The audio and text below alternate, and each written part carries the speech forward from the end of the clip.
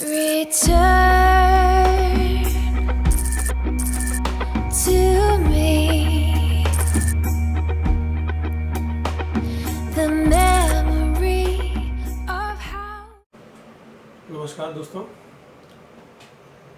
जैसा कि आपको याद होगा कि पिछले वीडियो मैंने जिक्र किया था WHO द्वारा 2009 के H1N1 के बाद यह छठा आपातकाल है।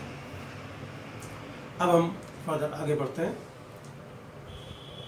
वर्तमान परिस्थितियों को देखते हुए WHO विश्व स्वास्थ्य संगठन का रोल भी संदिग्ध जान पड़ रहा है। अमेरिका ने भी 1 महीने का समय देते हुए चेतावनी दी है कि यदि WHO ने चाइना का पक्ष लेना बंद नहीं किया और तस्वीर का दूसरा रुख यानी सत्य दुनिया के सामने नहीं लाया तो निश्चय ही फंडिंग के संबंध में अस्थायी रूप से लागू प्रतिबंध स्थायी रूप से लागू कर दिया जाएगा। अमेरिका के इस बड़े फैसले के साथ विश्व के अधिकांश देश हैं। अब हम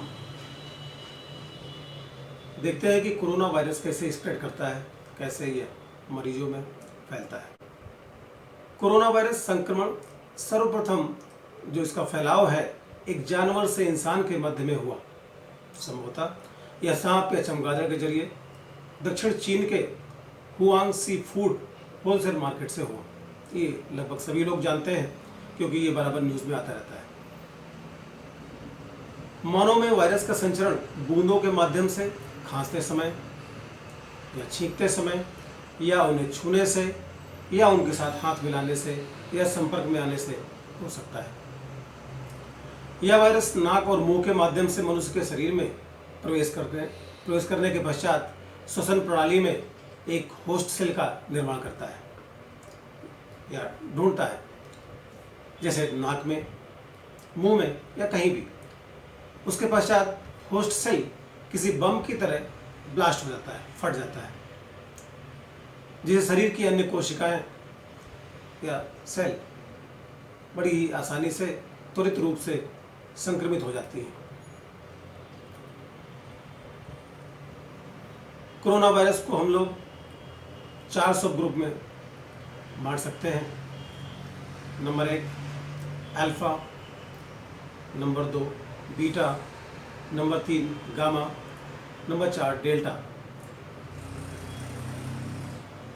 मानव को संक्रमित करने वाला कोरोना वायरस पहली बार 1960 के मध्य में डिटेक्ट हुआ। मनुष्य को संक्रमित करने वाले कोरोना वायरस की पहचान की गई है। इनकी संख्या अब तक 7 हो गई है। इस बीमारी के कारणों में साधारण रूप से, कॉमन रूप से सर्दी से लेके गंभीर बीमारी जैसे मध्य पूर्व श्वसन सिंड्रोम यानी मर्स को भी हो सकता है। अब हम देखते हैं कि ये 7 वायरस कौन कौन से हैं। इन 7 में जो कॉमन ह्यूमन वायरस है उनकी संख्या 4 है, जो इंसान को थोड़ा सा कम नुकसान पहुंचाने वाले हैं। किंतु जो अदर्स ह्यूमन कोरोना वायरसेस हैं जिनकी संख्या 3 है वो बहुत ही डेंजरस है, बहुत ही खतरनाक है वो। पहले हम देखते हैं कॉमन ह्यूमन कोरोना वायरसेस।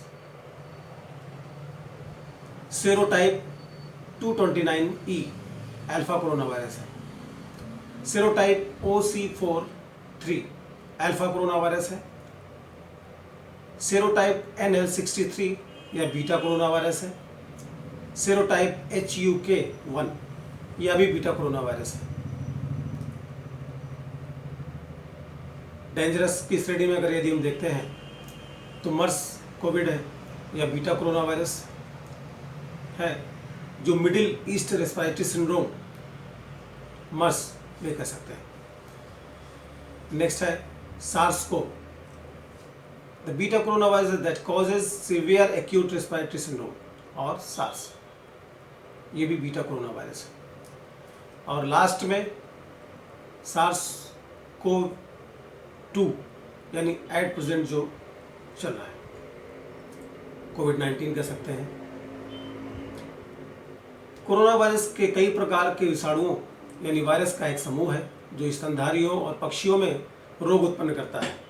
यह RNA वायरस होते हैं। इनके कारण मानवों में श्वसन तंत्र संक्रमण पैदा हो सकता है। जिसकी गहनता हल्की सर्दी जुकाम से लेकर अति गंभीर जैसे मृत्यु भी हो सकती है। कोरोना वायरस मुख्य रूप से जानवरों के बीच घूमते हैं, लेकिन विकसित होकर मनुष्यों को संक्रमित करने के लिए जाना जाता है, जैसा कि सार्स मर्स में देखा गया है और मनुष्यों में पाए जाने वाले 4 अन्य कोरोना वायरस के साथ देखा गया है, जो जुकाम की तरह हल्के श्वसन संबंधी लक्षण पैदा करते हैं। सभी 6 मानवों से मानव में फैल सकते हैं। इनकी रोकथाम के लिए कोई टीका, वैक्सीन या एंटीवायरल अभी तक उपलब्ध नहीं है और उपचार के लिए प्राणी की अपने प्रतिरक्षा प्रणाली पर ही निर्भर है, यानी उनका इम्यून सिस्टम पर ही डिपेंड करता है। कोरोना वायरस की उपस्थिति हम देखते हैं कि किन चीज़ों में कितना कितना समय रहती है। एरोसेल्स में यह लगभग 3 घंटे रहता है, कॉपर में 4 घंटे, गत्ते में 24 घंटे, प्लास्टिक में 3 घंटे, स्टेनलेस स्टील में 3 घंटे तथा हवा में 8 घंटे रह सकता है। यानी इस पीरियड में इन चीज़ों पर इसकी उपस्थिति रहती ही रहती है, यानी इनसे हमें बचाव करना चाहिए, बराबर सैनिटाइज करना चाहिए। किंतु यह निर्भर करता है वहाँ के वातावरण, गर्मी, आर्द्रता जैसे कारकों पर। यानी अगर हिंदुस्तान में इनकी उपस्थिति का समय कुछ है, तो वहीं अमेरिका जैसे ठंडे स्थानों में कुछ और हो सकता है। अब आते हैं इनके, देखते हैं हम सिम्टम यानी लक्षण इनके क्या क्या होते हैं।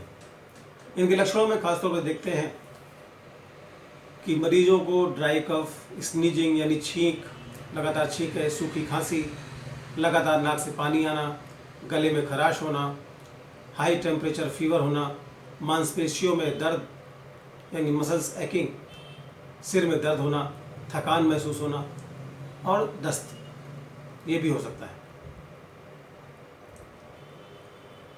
इस समय कुछ ऐसे मरीजों को भी देखा जा रहा है जिनमें कोई सिम्टम नहीं उभरते हैं, फिर भी वो पॉजिटिव हैं, यानी सिम्टोमेटिक भी हो सकता है कोरोना वायरस और असिम्टोमेटिक भी हो सकता है। यानी समय समय पे आपको अपनी जांच करवाते रहना चाहिए, केयरफुल रहना चाहिए और घर में रहना चाहिए। अब देखते हैं कंपैरेटिवली इनका इंक्यूबेशन पीरियड क्या है। जैसे कोरोना वायरस का इंक्यूबेशन पीरियड 1 से 14 दिन होता है, लेकिन यह 24 दिनों तक भी हो सकता है। जबकि जो सीजनल फ्लू है उसमें 1 से 4 दिन होता है। कॉमन कोल्ड में यानी सामान्य सर्दी में 2 से 3 दिन होता है। इसकी रिकवरी को देखते हैं अगर कंपैरेटिवली, तो कोरोना का जो माइल्ड केस है, जो हल्के केस है, उसमें 2 हफ्ते का समय लगता है, जबकि जो उसका सीवियर गंभीर केस होते हैं उसमें 2 से 6 हफ्ते लग सकते हैं। जबकि सीजनल फ्लू और कॉमन कोल्ड में 1 ही हफ्ते में ये ठीक हो जाते हैं। यानी अब हमारा महत्वपूर्ण पहलू है प्रिकॉशन, यानी इनसे बचाव, हम कैसे बचाव कर सकते हैं, क्योंकि आप जानते हैं इनकी अभी तक कोई भी वैक्सीन निर्मित नहीं हुई है। दूसरा पहलू है रिस्पॉन्सिबिलिटी। इस समाज के साथ, समाज के लिए हमारी क्या रिस्पॉन्सिबिलिटी है, यानी हम अपने आप को ठीक रखते हुए औरों को कैसे ठीक कर सकते हैं, ठीक रख सकते हैं, ये भी हमारी जिम्मेदारी है।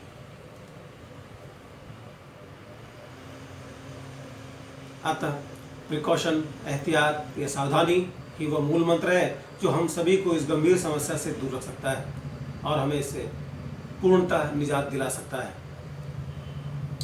यह कहना कतई गलत नहीं होगा कि यदि हमने लापरवाही की तो हिंदुस्तान में इस महामारी का रूप बहुत ही विकराल हो सकता है, क्योंकि यहाँ जनसंख्या, यहाँ की निरक्षरता, कई ऐसे पहलू हैं जिससे अगर यदि यहाँ ये हावी होता है तो निश्चय ही बहुत बड़ी संख्या में हानि हो सकती है। हालांकि अभी तक भारत अभी इस कैटेगरी में नहीं आया है, लेकिन धीरे धीरे पहुंच रहा है। अपनी सूझबूझ और समय से पहले ही लॉकडाउन, डिस्टेंसिंग जैसे महत्वपूर्ण निर्णयों की वजह से परिस्थितियां अन्य देशों की तुलना में ठीक है। यही कारण है कि आज आंकड़ों में हम काफ़ी निचले पायदान पे हैं, किंतु यह सुनिश्चित हो चुका है कि यह वायरस इतनी आसानी से जाने वाला नहीं है। इसमें वक्त लगेगा और हम सभी को इससे बचाव और एहतियात के सारे उपायों के साथ जीने की आदत डालनी पड़ेगी। हम सभी को अपने दैनिक दिनचर्या में थोड़ा सा बदलाव लाने की ज़रूरत है, तभी हम अपना एवं अपने परिवार की सुरक्षा को सुनिश्चित कर सकते हैं। इसके कुछ महत्वपूर्ण तथ्य हैं जिन्हें हम सब जानते हैं, बस उनका सख्ती से हम सबको साधारण रूप से पालन करना चाहिए। आप सब जानते हैं कि स्वच्छता ही स्वास्थ्य की कुंजी है, यानी हमें स्वच्छता का विशेष ख्याल रखना चाहिए। अपने घर के साथ, अपने मोहल्ले, अपने शहर और देश को स्वच्छ रखने का ईमानदारी से प्रयास करना चाहिए। अपने दिन की शुरुआत योग से करना चाहिए। खाने में शाकाहारी भोज्य पदार्थ ही ग्रहण करना चाहिए, क्योंकि यह आसानी से डाइजेस्ट हो जाता है। तली हुई, भुनी हुई, मसालेदार और बाहर के खाने की वस्तुओं से हमें परहेज करना चाहिए। समय ज़्यादातर अपने परिवार के साथ वार्तालाप में या स्टडी में बिताना चाहिए और अनावश्यक टीवी, मोबाइल आदि पे समय पास नहीं करना चाहिए। इसके अलावा एक विशेष चीज़ है, हर इंसान का एक ड्रीम होता है, ख्वाब होता है, सपना होता है। उसकी कुछ इच्छा होती है कि उसे लगता है कि यह मेरा टेस्ट है, मेरी स्किल है और मुझे ये करना चाहिए। लेकिन समय के अभाव में एक जो डेली का रूटीन है, प्रतिदिन का नौकरी पेशा नौकरी जाता है 8 घंटे से 8 घंटे 9 घंटे की, बिजनेसमैन है 12-13 घंटे देता है, स्टूडेंट है उसका भी शेड्यूल बना हुआ है। इसी तरह लगभग सभी का टाइम अभी तक एक बिजी शेड्यूल था। अब ऐसे वक्त में जब हमारे पास समय ही समय है, तो हमें चाहिए कि हमने जो ड्रीम देखा है, जो सपना देखा था कुछ करने के लिए, उस ड्रीम प्रोजेक्ट को हमें आगे बढ़ाना चाहिए, उस पर काम करना चाहिए, जिससे आपका समय का सदुपयोग भी होगा और कुछ ऐसी चीज़ें निकल के आएंगी जो आप अपने समाज को, अपने परिवार को या अपने आप को स्वयं दे सकते हैं। सदुपयोग करना चाहिए, समय को खाली देना नहीं चाहिए। इसके अलावा प्रतिदिन कम से कम सुबह और रात में गर्म पानी का इस्तेमाल करें। अगर सुबह चाय की हैबिट है तो गुड़ अदरक वाली चाय पीनी चाहिए। शाम को एक ग्रीन टी लेना चाहिए। प्रतिदिन खाली पेट 1 से 2 लहसुन खाने चाहिए। काली मिर्च के 5-6 दाने ले लेना चाहिए, कम से कम 2 बार ले तो और अच्छा होगा। रात को 1 कप या 1 गिलास दूध लें, जिसमें कम से कम 1 लौंग, थोड़ी सी हल्दी और दालचीनी होना चाहिए। दूध गुनगुना हो, बहुत अच्छा है। यह आपकी इम्यूनिटी पावर को बूस्ट करता है, मजबूत करता है। यदि आपका इम्यूनिटी पावर मजबूत होगा, आपकी प्रतिरक्षा प्रणाली अच्छी होगी, तो ये कोरोना वायरस आप पे हावी नहीं हो सकता है। अपनी इम्यून सिस्टम को मजबूत बनाना पड़ेगा आपको। एसी का इस्तेमाल नहीं करना है। आप lockdown, social distancing, mask, sanitizer इत्यादि को आवश्यक रूप से अपनी दिनचर्या में ढालना चाहिए। कहीं से भी आए तो आपको तुरंत अपने हाथों को अच्छी तरह से साफ करना चाहिए। कम से कम 10 सेकंड 15 सेकंड देना चाहिए। बालों को साफ करना चाहिए, या बालों में उसको कवर भी कर सकते हैं आप निकलने के साथ में, जैसे मुंह में मास्क लगाते हैं, क्योंकि जो हमारे हेयरी पार्ट्स होते हैं वहाँ भी वायरस बैठ सकता है, रह सकता है। सावधान रहना चाहिए, घर पे रहना चाहिए, अपने परिवार का विशेष ख्याल रखना चाहिए और अपने मन और कर्म से जागते रहना चाहिए। मात्र यही वे उपाय हैं जो हमें संकट की इस घड़ी में, इस खतरनाक संक्रमण से हमारी सुरक्षा कर सकते हैं। यदि आपको महसूस होता है कि समाज के लिए भी आपका कुछ उत्तरदायित्व है, तो ज़्यादा नहीं, मात्र 10 लोगों को प्रतिदिन कोरोना संक्रमण के लक्षण एवं बचाव से संबंधित सावधानियों के विषय में जागरूक करना चाहिए। बदले में उनसे धन्यवाद के स्थान पर उनको प्रेरित करें कि वे अन्य 10 लोगों को जागरूक करें और इसी तरह वे इस प्रक्रिया को आगे बढ़ाते रहें, जिससे यह चेन निरंतर बढ़ती रहे। जैसे हम नेटवर्क मार्केटिंग में देखते हैं, लोग पैसा कमाने के लिए नेटवर्क मार्केटिंग के बड़े अलग अलग हथकंडे अपनाते हैं। वैसे ही आज पैसे की नहीं, आज हमें अपनी सुरक्षा सुनिश्चित करनी चाहिए। जैसे जैसे चैन बढ़ेगी, कोरोना संक्रमण की चैन घटेगी और अंततः समाप्त हो जाएगी। कोरोना वायरस मनुष्य के शरीर में एक तूफान की तरह आक्रमण करता है। कोरोना वायरस के कणों ने अपनी सतहों से चिपकी हुई प्रोटीनों को नुकीली किया है और ये स्पाइक्स कोशिका झिल्लियों पर हुक लगाते हैं, जिससे वायरस की आनुवंशिक सामग्री मानव कोशिका में प्रवेश करती है। यह वायरस हमारे शरीर के अपर रेस्पिरेटरी सिस्टम यानी ऊपरी श्वसन प्रणाली में खुद को दोहराता है। खांसी और छींकने से बूंदें बनाता है। बीमारी फैलाने का मुख्य साधन है। संक्रमित लोग शुरुआत में 14 दिनों तक इंक्यूबेशन पीरियड के अवधि के साथ वायरस की एक बड़ी मात्रा का उत्पादन करते हैं। हाल के एक अध्ययन में यह पाया गया है कि इंक्यूबेशन पीरियड 24 दिनों तक भी हो सकता है और यह एक दोहरे जोखिम को दर्शाती है। एक बार संक्रमित होने पर शरीर वायरस के खिलाफ हमला करेगा, जिसमें प्रतिरक्षा कोशिकाएं कोरोना वायरस को टारगेट करेंगे। जैसे ही वायरस फैलता है, वे बाहर निकलते हैं और पड़ोसी कोशिकाओं को संक्रमित करते हैं। लक्षण अक्सर गले में खराश और सूखी खांसी के साथ ही शुरू होते हैं। कुछ रोगियों में गीली खांसी भी विकसित हो सकती है, जो मोटी बलगम वाली खांसी होती है। वायरस फिर ब्रोंकियल ट्यूब्स में लगातार नीचे की ओर रेंगता महसूस होता है। और आने वाले वीडियो में होम्योपैथिक औषधि बताऊंगा जो इससे आपको रक्षा करेंगी और आपके इम्यून सिस्टम को मजबूत करेंगी। आप सभी से अनुरोध है कि यदि वीडियो पसंद आए तो लाइक ज़रूर करें और इसे सब्सक्राइब करेंगे तो आपको सारी वीडियो अपने आप मिलती जाएंगी और आप इसे देखते जाएंगे। बहुत ही जल्द मैं अगला वीडियो आप सबके सामने प्रस्तुत करूंगा। तब तक के लिए धन्यवाद।